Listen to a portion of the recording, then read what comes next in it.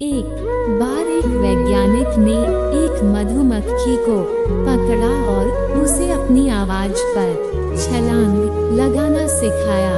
वैज्ञानिक मधुमक्खी से कहता कूदो। मधुमक्खी उसकी आवाज सुनते ही जोर से छलांग लगा देती। अब वो वैज्ञानिक था तो प्रयोग करना बनता ही था। उन्होंने मधुमक्खी की छलांग पर प्रयोग किया। वैज्ञानिक ने उसकी एक टांग तोड़ दी और फिर बोला कूदो। अब मधुमक्खी की छलांग दूरी कम हो गई। वैज्ञानिक ने उसकी दूसरी टांग तोड़ दी और फिर बोला कूदो। मधुमक्खी की छलांग और कम हो गई। अब तोड़ी गई उसकी तीसरी टांग। छलांग की दूरी और कम हो गई। एक एक करके बेचारे मधुमक्खी की सारी टांगे तोड़ दी गई। अब आखिरी टांग टूटने पर जब उससे कहा गया कूदो तो वो हिल भी नहीं पाया।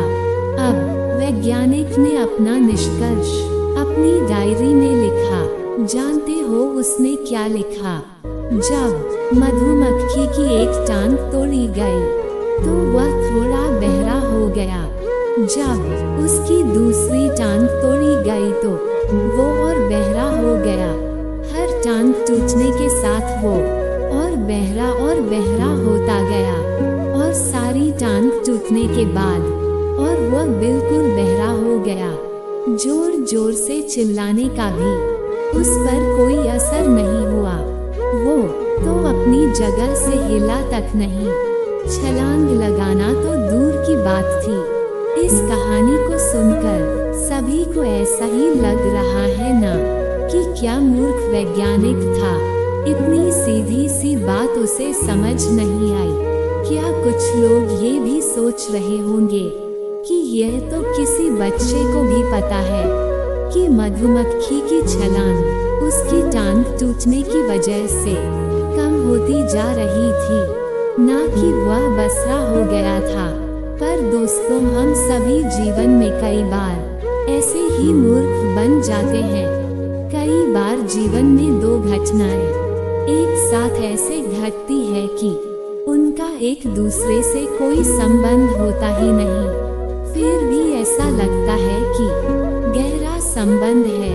कभी कभी दिखाता कुछ और है, हमें समझ कुछ और आता है और वास्तव में होता कुछ और है।